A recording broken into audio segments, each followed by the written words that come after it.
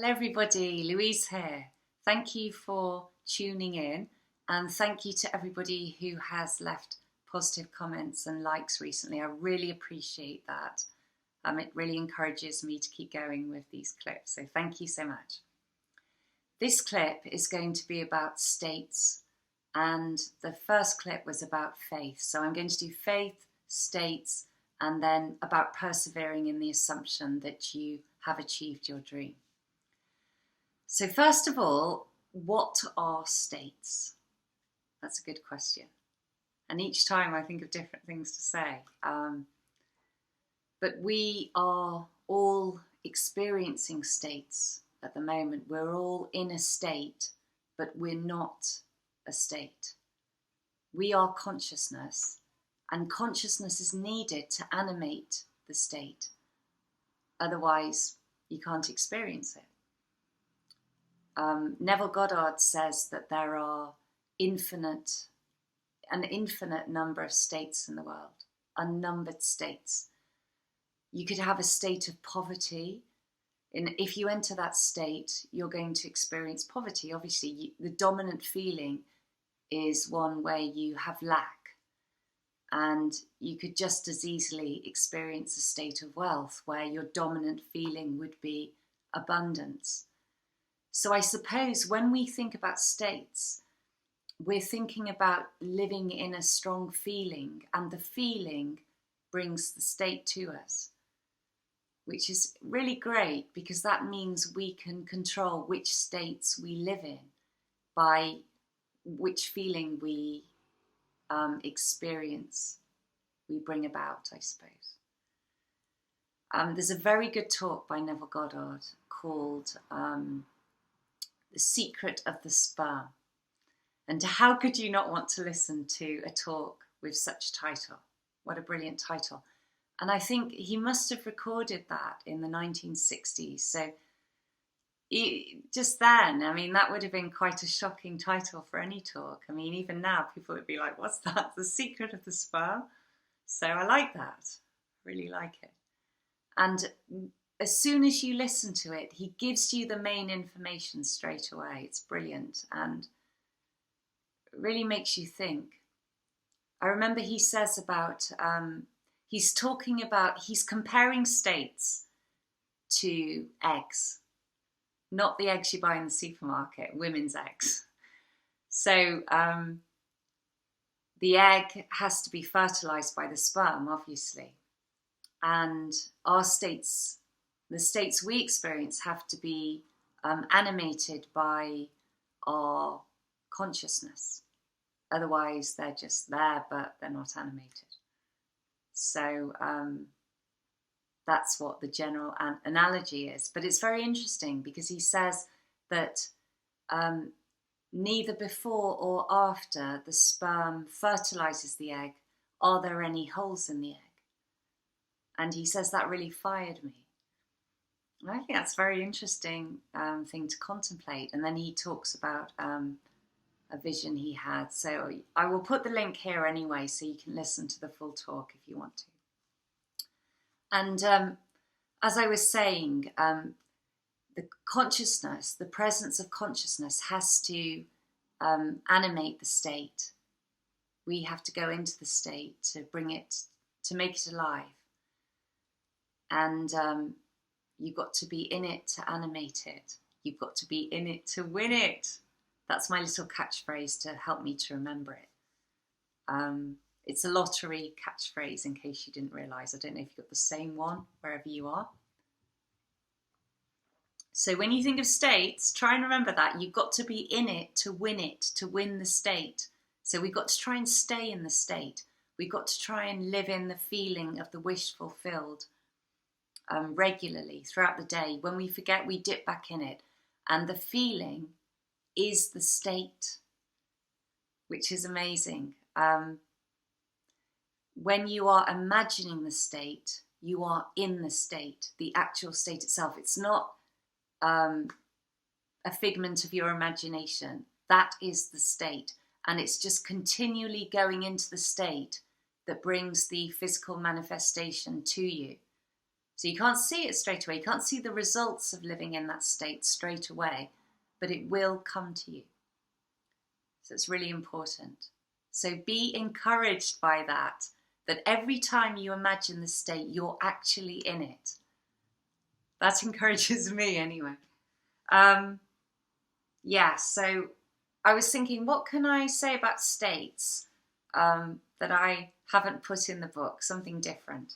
So I found another book, which is Neville Goddard, The Complete Reader. My books are a bit messy sometimes, haven't treated them very well, but I just throw them into my bag when I go on the tube, although I haven't been on the tube for a long time because of coronavirus. And I've got to look after them more because they are so precious. Anyway, I was looking for a chapter on states and I couldn't find one. And I started reading a chapter from the book Prayer, The Art of Believing. And it's called Law of Reversibility. And strangely enough, it turned out to be the exact chapter I needed to have. Isn't that weird? It's always like that. So I'm not going to read the whole thing, but I will read the main parts that pertain to states. And this is everything in this chapter. It's really good. So where do I start here? Mechanical motion caused by speech was known for a long time before anyone dreamed of the possibility of an inverse transformation.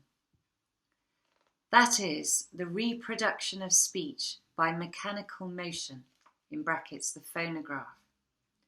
The phonograph was a precursor to the gramophone or the record player, so a device that records sound. For a long time, electricity was produced by friction without ever a thought that friction in turn could be produced by electricity. Whether or not man succeeds in reversing the transformation of a force, he knows nevertheless that all transformations of force are reversible. Key point here.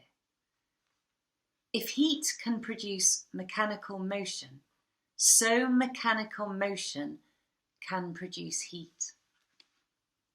Electricity produces magnetism. Magnetism too can develop electric currents. If the voice can cause undulatory currents, so can such currents reproduce the voice, and so on.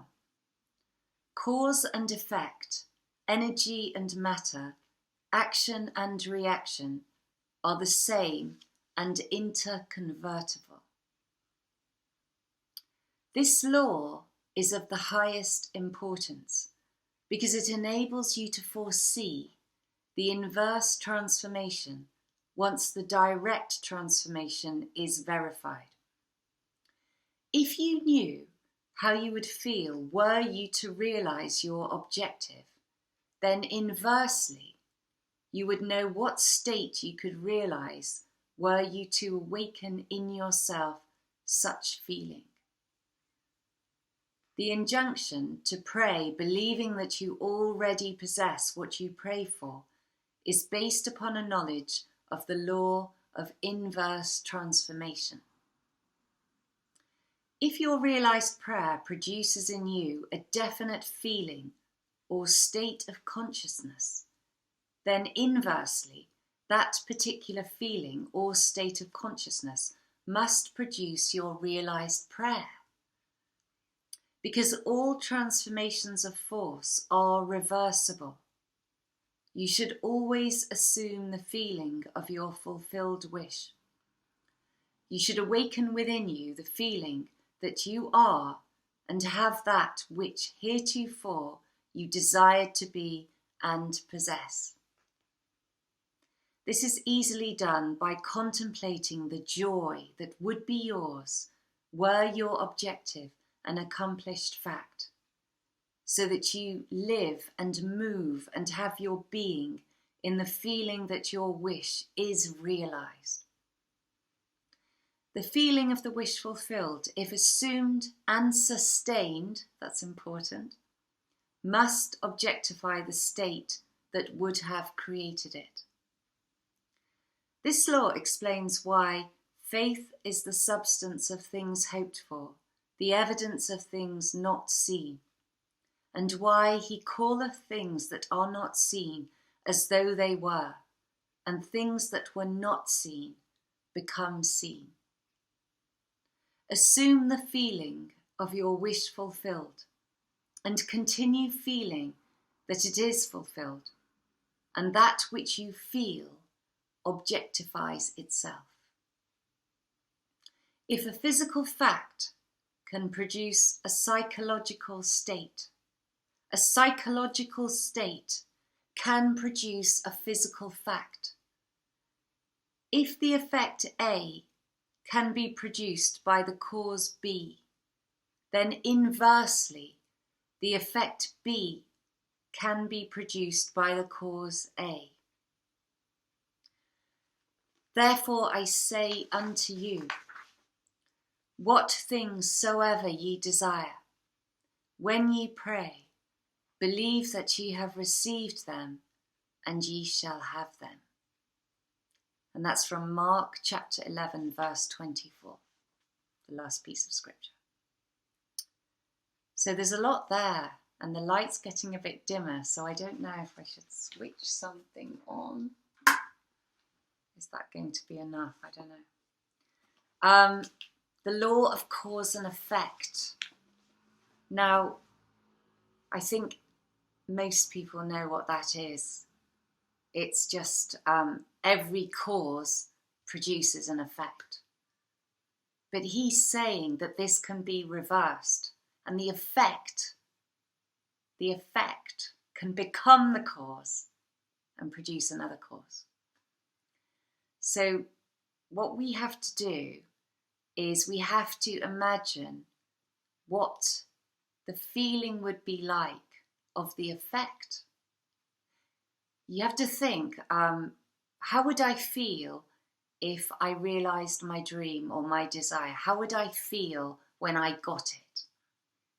And then you live in that feeling, and the feeling produces the physical manifestation of your dream. So everything you can imagine has an associated feeling attached to it. And if we can live in the feeling, we can bring about the manifestation of the actual thing. And that, every time I read that, it blows my mind. And I don't think we should ever become blasé about it, because when we do, we stop doing it. And it is amazing. I wrote down some notes here when I was reading it. I think I've said them all, actually. I don't know. So the law of attraction, which has become very commonplace, most people know what that means. He refers to as the law of reversibility, or the law of inverse transformation. And it's a reversal of the law of cause and effect reversed. So it can be this way, it can be this way, but the two things are interconnected. You can't separate them. So from a scientific point of view, it makes perfect sense. It's not just new age airy-fairy talk. No. Actually, Neville Goddard never associated with, any isms he used to say. He said he wasn't part of New Thought. He didn't want to be labelled. It was just the truth. And it is the truth. It's the truth of creation, or rather manifestation. And we need to take it seriously, and we need to put it into effect. Take it seriously, but with a light touch and with a lot of joy. And I like it that in that reading, he mentioned a feeling of joy. So whatever you want, you are always going to have that feeling of joy attached, because if you got it, you would be really happy. So always have that.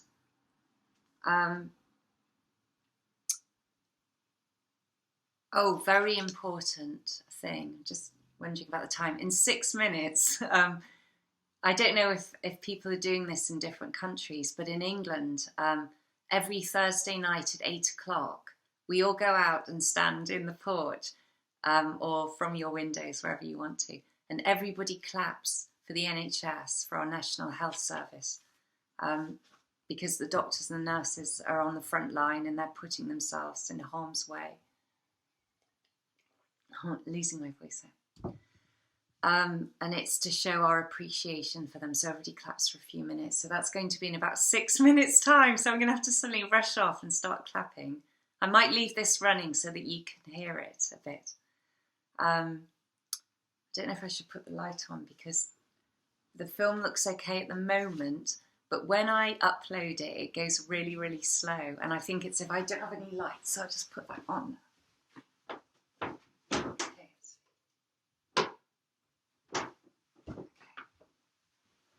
Okay, so don't know if that's better or not.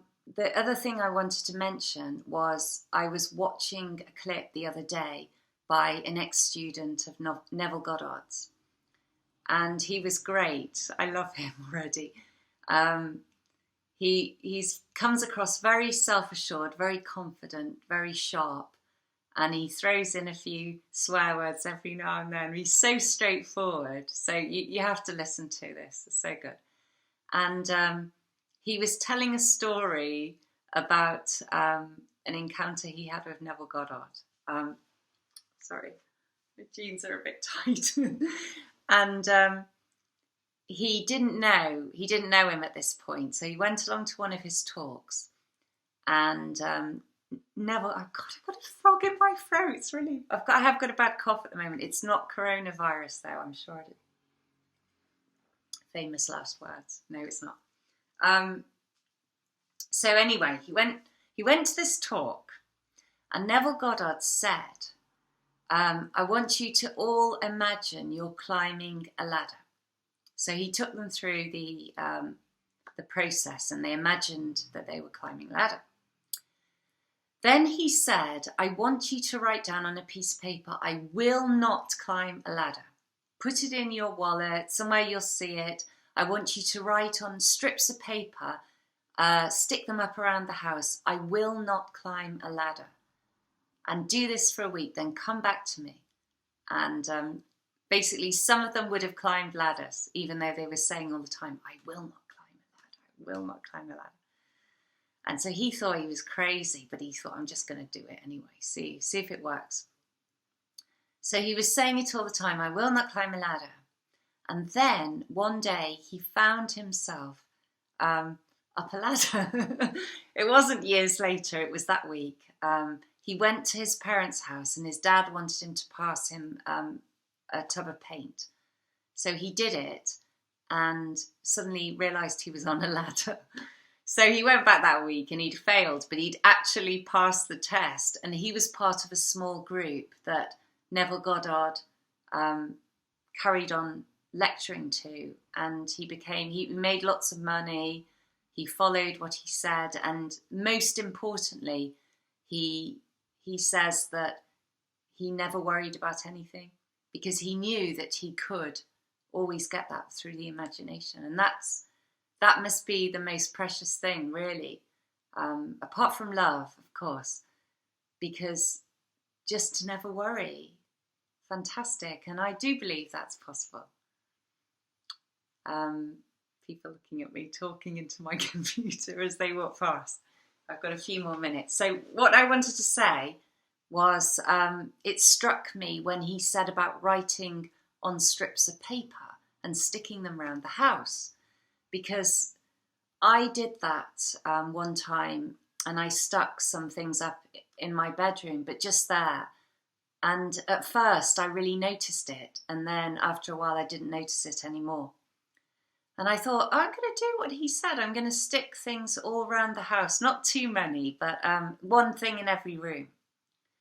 So I wrote on a strip of paper, a black felt tip pen, thick black pen, I am, plus what I want to achieve. And then I also wrote, I am loved. And I really recommend you do this. choose to do one thing. Do I am loved, write that, and then write I am and whatever you want to achieve. So choose two. It's just gone off, so I'm just going to log in again so I can see what I'm doing. Yes, great. But I am loved was great. I woke up this morning and on the wall, oh, they're starting. Can you hear it? I've got to go. I'm just gonna open the window so you can hear them.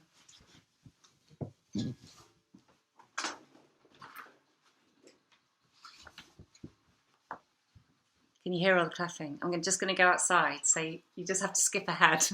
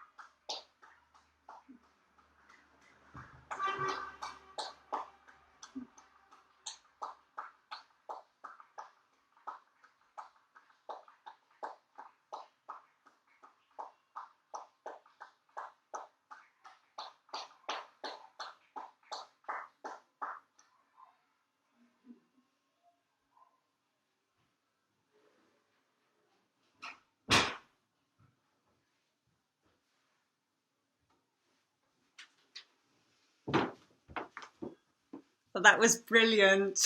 That was brilliant. There were some cars going down the road beeping and I wanted to go, woo! But when I'm standing by myself, sometimes I feel a bit self-conscious. Not really, but everybody is standing in groups, and so it must be easier to just be a bit crazy then. Next week I'm going to do that. But it feels so nice in this time that, like, even though you can't get too close to people, and I'm just by myself all the time, I feel really connected. I don't know these people in all these different houses, but we're all clapping, woo, and smiling, and it feels really warm and like part of the community. So I think it's great. That's the 5th week. So long may it go on. Yeah, so really great. I'm just going on about that, aren't I? So let me finish the story. Where was I up to? Oh yes, so I've written on these strips of paper, I am loved. And maybe you think, yeah, well, I know I'm loved. I don't need to see it written on the wall. But it made such a massive difference today. It was so fantastic. I woke up in the morning, blurry-eyed, walked out, and then I saw on the wall, I am loved. And then I went to the bathroom and I'd stuck it on the mirror as well. So I was washing my face, I am loved. Went downstairs into the kitchen on the cupboards, I am loved. I'm feeling a bit emotional now, actually, when I'm talking about it. But it gave me such a warm feeling inside. And I know I'm loved, but so many times I don't feel it. And God is love, and God lives inside every single one of us. And He's the imagination as well. And he loves you. He loves you more than anyone ever can. And I am loved by God, yeah. I felt that today so much. And just seeing those words, I didn't even have to read them, just see them. It was a constant reminder. And it just feels good just doing that. Never mind thinking about, oh, suddenly light. Never mind just thinking about your dream. That just feels good. Full stop. And surely if you achieve your dream, you're going to feel so much love and joy. So that's part of it.